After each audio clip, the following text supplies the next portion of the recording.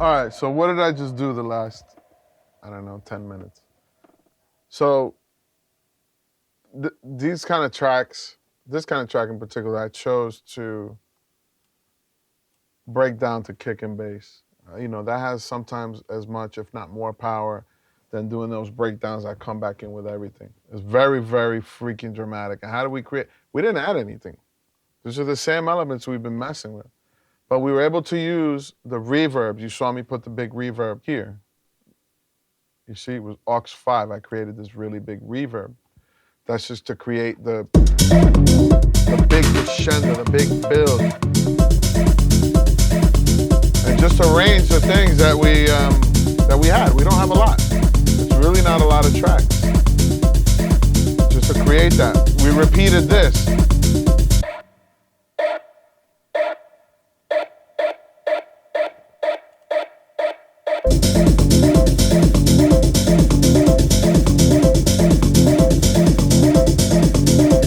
I mean, if that pattern was to be running throughout the whole track, it would drive me nuts. But for those 16 bars, it just creates enough drama that when it breaks down to kick and bass,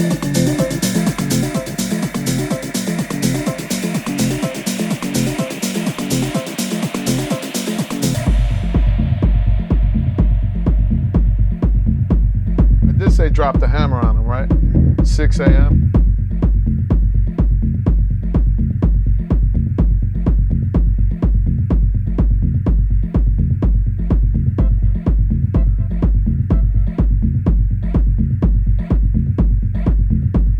I mean, we're 4.5 minutes into this track. I'm not gonna do anything else because I'm gonna leave it up to whoever wins to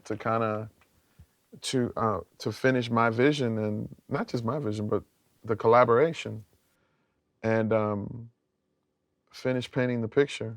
I started it. I got it to a place where I feel that there's plenty of room for someone to collab and do their thing on it. The only advice I can give. So the question is, how would you approach? Let's say if I received these stems, assuming I didn't make them, what would be if someone said, and this happens frequently, they send me tracks, obviously complete tracks. Harry, can you do a remix? What I normally do is I import all the stems into a clean Logic session, and then I listen and I look. I listen and I look. What I tend to do is I'll keep a 1-bar loop like this. I'll just keep it active. It doesn't have to be on there. Like, for example, let's say it'll be here. And if I hear a certain section, I'll grab that 1-bar loop here and drag it over and just let it loop. Sometimes the remixes come out of the 1-bar loop. So it's important to, it's almost like you're creating barriers and limits for yourself, because literally in music and anything artistic, the possibilities are endless. But you have a deadline and you have an obligation if you agree to do something. So you have to start creating kind of limits for yourself as to what you want the parameters to be, and use that as a jump off point, a point of departure to kind of do your thing. A lot of times what I'll do is I'll do that. I'll run their stems and I'll just listen. I say, well, that sounds interesting. It could be an 8-bar turnaround that only happens maybe 3 or 4 times in the track. And you take that and you live with that loop and you listen. You're like, okay, obviously I'm going to change the drums because I like my own drums. That's not to say that you don't get some really cool drums when they send you stems, but I'm a control freak with my percussion. That's just how I roll. And then I'll listen to things like well, I'm not going to name names, but anyway. So you get the stems, you limit it to a bar, sometimes half a bar, and in that half a bar is the essence and the root of what you envision your remix to be. So you go into it blindly. Sometimes you get the stems, you're like, wow, this is really bad. Damn, why did I agree to this?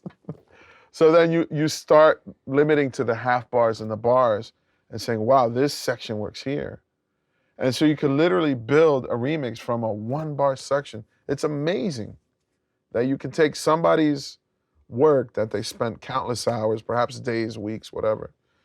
And you could whittle it down to one bar, and that'll inspire you to create a 6-minute remix. Is that the right way? I don't know, but that's how I do it sometimes.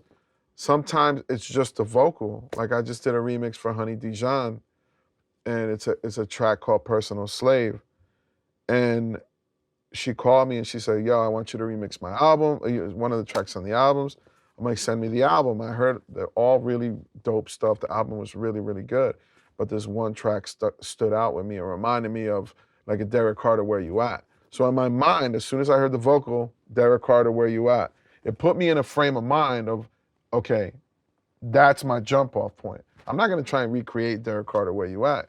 Because it's already done and it's a freaking classic. But in my mind, that was the jump up. That was my point of reference. So a lot of it comes with music knowledge and knowing your music and knowing your limits and knowing what kind of product you want to hand back. I don't know if that makes any kind of sense, but it does to me. And hopefully you'll take something out of what I'm saying and you'll be able to apply it to what you're doing in your studio. And hopefully what I'm saying can help you get from point A to point B in a more constructive, more artistic, faster way. That's kind of the point of these courses for me, is really like I put myself in the seat of that, boy or girl producer, young, starting out, or even somebody that's just getting into it. And it's so vast what you can do with music now.